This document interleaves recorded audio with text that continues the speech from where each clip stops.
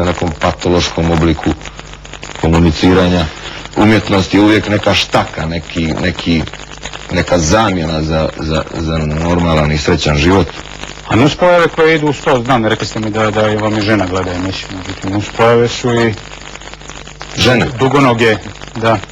Pa nažalost, pametne, lijepe, koje se sve bacaju na rambu. Nažalost, Bog je tu veliki, tako da ljudi dobijaju svoja zaposlenja u životu na osnovu svojih karaktera.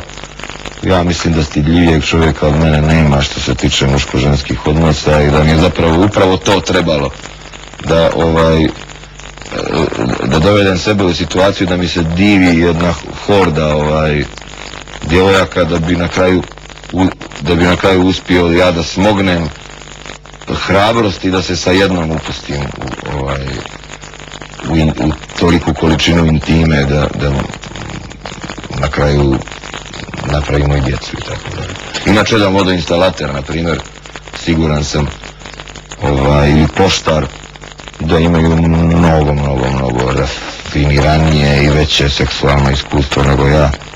Što je normalno, pa evo imate najpopularniji pjevači na svijetu, oni su potpuno aseksualni, maltene hermafroditi, imate, šta znam, Michael Jackson, ja čisto sumnjam da on čini posao sa ženama ili šta ja znam.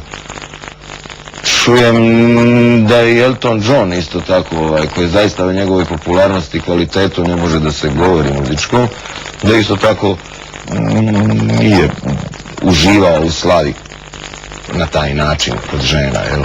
Pa dobro, odabro je neki drugi put. Eto vidite.